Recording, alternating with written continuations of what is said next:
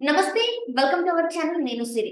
ఈరోజు మనతో పాటు ఉన్నారు ప్రముఖ రచయిత మన విక్రమ్ పూల గారు. అయితే తినేంటంటే ఆ బుక్ పేరొచ్చేసి 'మహా స్వాప్నికుడు'. అయితే ఇప్పుడు ఆ బుక్ రాయడానికి గల తనకి అంటే ఇన్‌స్పిరేషన్ ఎవరిచ్చారు? అంటే ఎవరెవరిని కలిసారు? ఇదంతా మనకి వివరించడానికి మనతో పాటు ఉన్నారు. నమస్కారం సార్. నమస్కారం అండి. సార్ విక్రమ్ గారు సార్ అంటే 'మహా స్వాప్నికుడు' ఈ బుక్ రాయడానికి అసలు మీకు ఇన్‌స్పిరేషన్ ఎక్కడ కలిగింది సార్? అంటే నాకు తెలుగుదేశం పార్టీతో సుదీర్ఘకాలంగా అనుబంధం ఉందండి. అంటే ముఖ్యంగా చంద్రబాబు నాయుడు గారితో కూడా హ్మ్.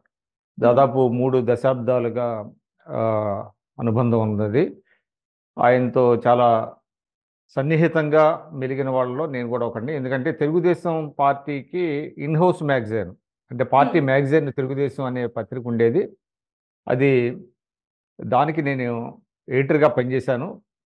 అదేవిధంగా పార్టీ లిటరేచర్‌లో గూడా చాలా కాలం నేను పాలు పంచుకోవడం జరిగింది. దానివల్ల నాకు చంద్రబాబు నాయుడు గారి పనితీరు, ఆయన వ్యక్తిత్వం, పరిపాలనలో ఆయన తీసుకొచ్చినటువంటి అద్భుతమైనటువంటి ఆహ్, మార్పులు, దానివల్ల హ్మ్. సమాజం ఏ విధంగా బెనిఫిట్ అయింది, ఇవన్నీ గూడా నాకు అంటే ప్రత్యక్షంగా నేను సాక్షిని కాబట్టి, ఆ అంశాలన్నిటిని పొందుపరిచి ఒక పుస్తకంగా తీసుకురావాలని నేను భావించాను.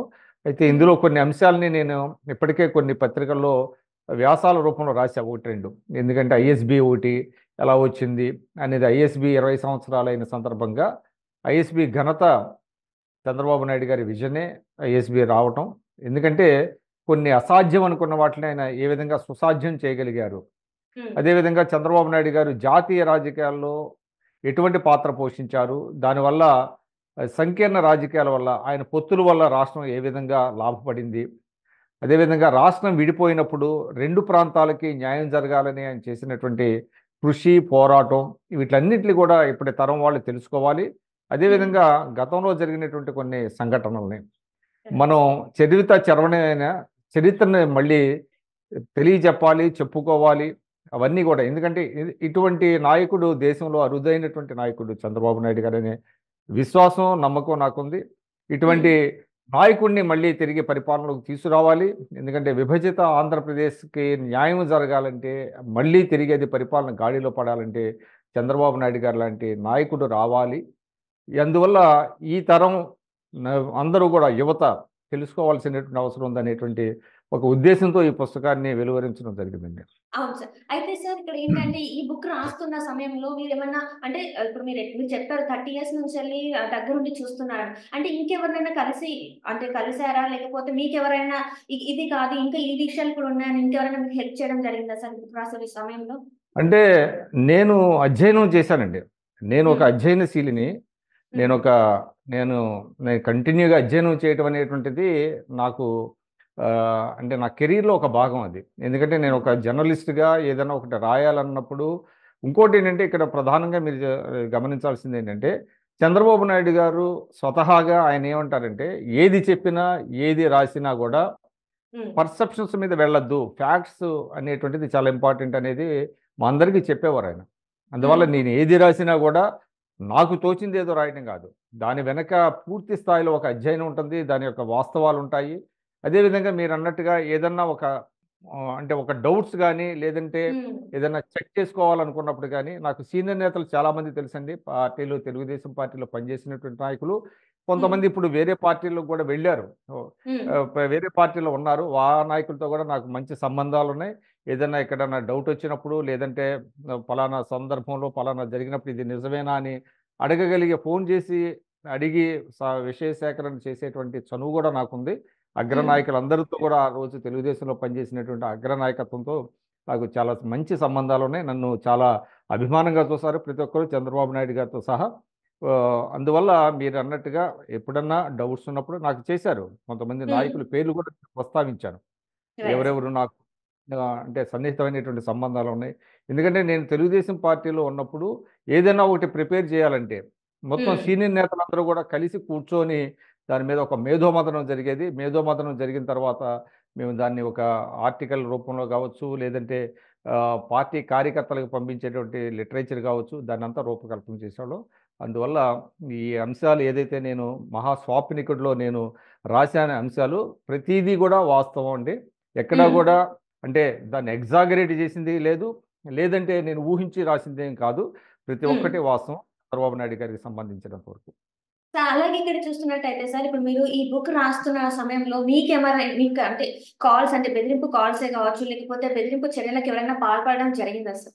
అటువంటిదేం లేదండి. ఎవరు దానికి బెదిరింపు అంటే కాల్స్ ఇప్పుడు నాకెవరు చేస్తారు? చంద్రబాబు నాయుడు గారి గురించి ఒక బుక్ రాస్తున్నాం అంటే అంటే అంటే ప్రత్యర్థుల నుంచెల్లి ఉంటది గదా! అంటే తన గురించి ఎక్కడ మంచి అంటే తన మంచితనం బయటపడితే వీళ్ళ చెడ్డతనం గూడా బయటపడుతుంది గదా సార్ ఆబ్వియస్‌లీ. సో, వాళ్ళెవరైనా మిమ్మల్ని భయపెట్టడానికి గాని, బుక్ రాయొద్దు అని చెప్పేసి ఎవరన్నా అట్లానే బెదిరించినట్టేమన్నా ఉన్నాయా సార్? దాఖలాలేమన్నా ఉన్నాయా? నాకు అటువంటిది లేదండి. నేను మొట్టమొదటి నుంచి నేను జర్నలిస్ట్‌ని. నా కెరీర్ పరంగా నేను జర్నలిస్ట్‌ని. హ్మ్. నేను గొప్ప జర్నలిస్టులతో పనిచేశాను. వాళ్ళ దగ్గర నుంచి నేర్చుకున్నదేంటంటే, ఇటువంటి వాటిలకి ఏది భయపడకపోవటం. సత్య శోధన అనేటువంటిది చాలా ఇంపార్టెంటు. ఆ హ్మ్. క్రమంలో ఎన్ని సమస్యలు, ఎన్ని ఇబ్బందులొచ్చినా గూడా దాన్ని హ్మ్. విరవము. అటువంటిదేమీ ఇబ్బంది లేదు. అట్లాగా హ్మ్. చేసేంత సాహసం గూడా ఎవరు చేస్తారని నేను అనుకోవట్లేదు.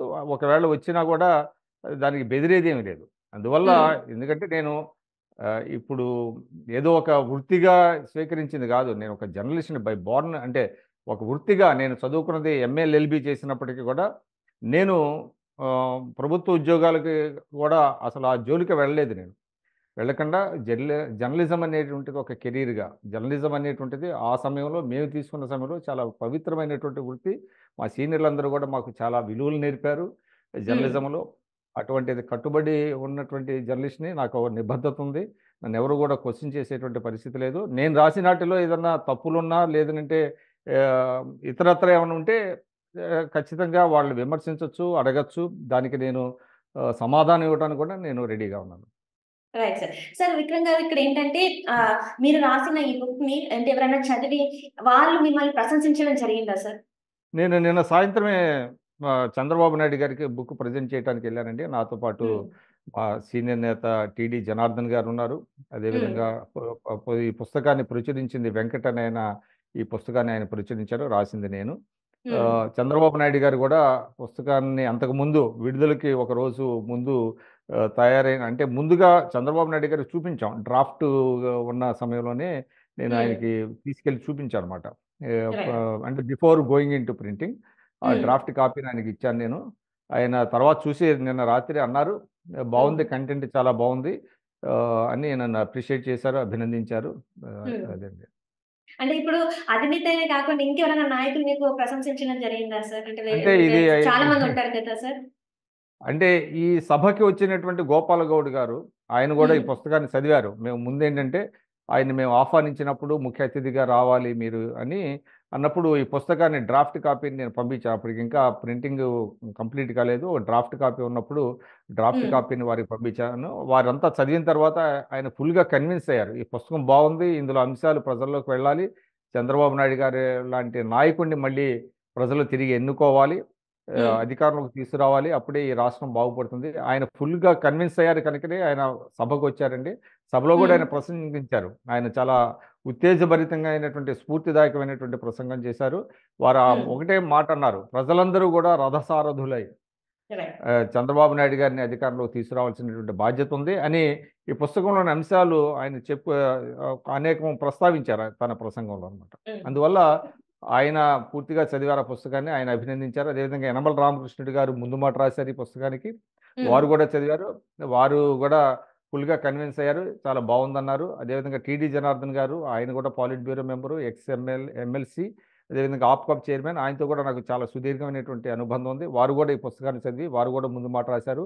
ఈ హ్మ్. పుస్తకంలోని ప్రతి అంశాన్ని ప్రజల్లోకి తీసుకెళ్ళాలి.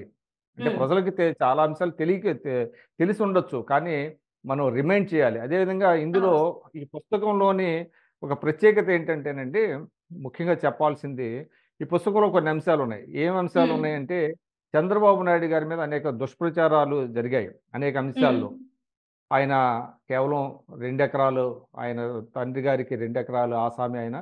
ఈయనకింత చాలా సంపాదించారంటారు. కానీ వారి కుటుంబానికి 2 ఎకరాలు కాదు. హ్మ్. ఉమ్మడి కుటుంబం మీద వారికి దాదాపు 50 ఎకరాలు పైన హ్మ్. ఉన్నది. అదంతా కూడా అఫిడవిట్స్‌లో చూపించారు. ఆయన ఎన్నికల అఫిడవిట్‌లో. అదేవిధంగా లోకేష్ గారికి చదువుకు సంబంధించి వేరే ఎవరో డబ్బులు కట్టారు అని దుష్ప్రచారం చేస్తా ఉంటారు ఇప్పటికి కూడా. దానికి హ్మ్. సంబంధించి కూడా ఆయన మాతృమూర్తి భువనేశ్వర్ గారు ఏదైతే బ్యాంక్ ఆఫ్ బరోడాలో కట్టినటువంటి చెక్కు, ఆ వివరాలు కూడా నేను ఇందులో పొందుపరిచాను. అదేవిధంగా ఆయనకి సీటు చాలా పొలిటికల్‌గా అంటే రికమెండేషన్ మీద ఆయన చదువుకున్నారు యూనివర్సిటీలో, అమెరికాలో స్టాన్‌ఫోర్డ్‌లో అని అది కూడా ఒక ప్రచారం చేశారు. కానీ స్టాన్‌ఫోర్డ్ లాంటి యూనివర్సిటీస్‌లో అమెరికా ప్రెసిడెంట్ రికమెండ్ చేసినా కూడా అక్కడ మెరిట్ లేకపోతే సీట్ ఇవ్వరండి. ఆ వివరాలను కూడా నేను చెప్పాను. అదేవిధంగా చంద్రబాబు నాయుడు గారు వ్యవసాయం దండగన్నారు అనేటువంటిది ఒకటి ప్రచారం చేస్తా ఉంటారు. అది కూడా అవునవును. అది కాదు అనేటువంటిది కూడా ఈ సందర్భంగా ఆయన ఎక్కడా గూడా ఎప్పుడు గూడా ఏ సందర్భంలో గూడా ఆ మాట అనలేదు. రాజశేఖర రెడ్డి గారు ఓసారి ఆహ్, ఇన్ఫర్మేషన్ డిపార్ట్‌మెంట్ వాళ్ళ ద్వారా ఆయన అధికారంలో ఉన్నప్పుడు, ముఖ్యమంత్రిగా ఉన్నప్పుడు చంద్రబాబు నాయుడు గారు ఎక్కడన్నా అంటే ఆ స్టేట్‌మెంట్ ఇచ్చారేమో ఆ క్లిప్పింగ్స్ ఎతకమని ఆ సిబ్బందికి ఆదేశిస్తే వాళ్ళు 4, 5 రోజుల పాటు మొత్తం వెతికారు. ఎక్కడ కూడా కనపడలేదు. అంటే కేవలం ఏంటంటే చంద్రబాబు నాయుడు గారి మీద బురద చల్లటం కోసం ఇటువంటి అనేకమైనటువంటి ప్రస్తావనలు, అనేటువంటి దుష్ప్రచారాలు జనసామాన్యులు తీసుకెళ్లారు. ఎన్నికల్లో లబ్ధి పొందటానికి, ఆయన వ్యక్తిత్వ హననం చేయటానికి. ఇదంతా నిజం కాదు, ఇందులో వాస్తవాలు లేవు అని చెప్పేటువంటి ఒక ప్రయత్నం, ఒక కృషి జరిగిందండి ఈ పుస్తకం ద్వారా. సార్ అలాగే ఇక్కడ మీకు బాగా నచ్చిన అంశం ఏంటి సార్? ఈ ఈ పుస్తకంలో మీకు నచ్చిన బాగా మంచి అంశం ఏంటి సార్? ఈ పుస్తకంలో అంటే చాలా అంశాలున్నాయండి. అంటే చంద్రబాబు నాయుడు గారి వ్యక్తిత్వం అండి. అంటే హ్మ్. ఆయన వ్యక్తిత్వం నాకెప్పుడు గూడా ఫ్యాసినేషన్. ఒక రకమైనటువంటి ఫ్యాసినేషన్ ఆయన వ్యక్తిత్వం. ఎందుకంటే పెద్దవాళ్ళని ఏ విధంగా ఆయన ట్రీట్ చేస్తారో, చిన్నవాళ్ళని గూడా అదే విధంగా ట్రీట్ చేస్తారు. ఎవరిని హ్మ్. గూడా నొప్పించరు. ఏది గూడా ఏ అంశంలో గూడా తొందరపడి మాట జారరు, మాట తూలరు. అదే హ్మ్. విధంగా చాలా ఆయనకి కులం లేదు, మతం లేదు, ప్రాంతం లేదు. చిన్న, పెద్ద అనే తారతమ్యం లేదు. ఆయన రైట్. ఎవరిలో అయినా ప్రతిభ ఉంటే దాన్ని ఆ ప్రతిభని ఆహ్, మ పైకి అంటే ఆయన అభిమానిస్తారు. ఆ ప్రతిభను గుర్తిస్తారు, ప్రోత్సహిస్తారు. అది నాకు హ్మ్. బాగా నచ్చింది. అదే విధంగా ఈ పుస్తకంలో కొన్ని కొన్ని అంశాలను నేను చెప్పగలిగాను. ఆయన వ్యక్తిత్వంలో ఏదైతే ఫైనర్ పాయింట్స్ ఏవైతే ఉన్నాయో వాటిలన్నిటిని నేను చెప్పే ప్రయత్నం చేశాను. కాబట్టి అవన్నీ గూడా నాకు నచ్చినియి. ముఖ్యంగా ఆయన బాలికల విద్యండి. అంటే గేమ్ హ్మ్. చేంజర్స్ లాంటి పథకాలను ఆయన ప్రవేశపెట్టారు. అంటే నేను ఉదాహరణకి చాలామందికి తెలియకపోవచ్చు. ఒకప్పుడు హ్మ్. ఆయన సీఎంగా ఉండగా మనకు తెలుసు గ్రామాల్లో ఒక్కొక్క గ్రామానికి పాఠశాల 2 కిలోమీటర్లు, 3 కిలోమీటర్ల దూరంలో ఉంటాయి. అవును. బాలికల్ని ఒక అంటే ఒక వయసొచ్చిన తర్వాత బాలికల్ని దూరానికి పంపించడానికి ఇష్టపడరు. మధ్య తరగతి, దిగువ మధ్య అవునవును. తరగతి కింద కుటుంబాల వారు. నడుచుకుంటూ ఆ బాలికలు వెళ్ళలేరు అంత దూరం. హ్మ్. ఆ సమయంలో చంద్రబాబు నాయుడు గారు బాలికలకి ఉచితంగా సైకిళ్ళు పంపిణీ చేసే ఒక కార్యక్రమాన్ని చేపట్టారు. అది దేశంలో ఎవరు చేపట్ల. హ్మ్. అటువంటి కార్యక్రమాన్ని తీసుకున్న తర్వాత ఒక్కసారిగా అంటే బాలికల విద్య బాగా పెరిగింది ఆంధ్రప్రదేశ్‌లో. ప్రతి హ్మ్. ఒక్క పేద బాలికల అందరికీ కూడా ఆయన సైకిళ్ళు పంపిణీ చేయించే కార్యక్రమాన్ని చేపట్టారు. అంటే బాలికలకి సైకిళ్ళు రావటం వలన ఇంటి నుంచి పాఠశాలకు వెళ్ళటానికి, స్కూలుకి వెళ్ళటానికి, హై స్కూల్ కావచ్చు, సెకండరీ స్కూల్ కావచ్చు, 2 కిలోమీటర్లు, 3 కిలోమీటర్ల దూరం ఉన్నా కూడా సైకిళ్ళ మీద వెళ్ళి, వచ్చి అట్లాగా వాళ్ళ చదువు కొనసాగించారు. 10థ్ క్లాసు, రైట్. ఇంటర్మీడియేట్ వరకు వెళ్ళి అట్లాగా వాళ్ళు చదువుకు చాలా దోహదపడింది. అట్లాంటి గేమ్ చేంజర్ లాంటి స్కీమ్స్ ఏవైతే ఉన్నాయో అవన్నీ గూడా నేను చెప్పానన్నమాట.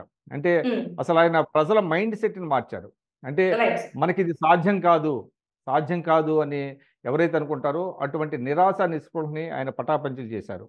హ్మ్. ప్రజల్ని ప్రజల్ని అభివృద్ధిలో భాగస్వామ్యం చేశారు. అంటే మనం చూస్తున్నాం ఇప్పుడు ప్రజలంటే కేవలం లబ్ధిదారులు. వాళ్ళకేదో హ్మ్. డబ్బులిస్తే చాలు, పథకాలిస్తే చాలు అనుకునేటువంటి అంటే విధానాన్ని మనం చూస్తున్నాం.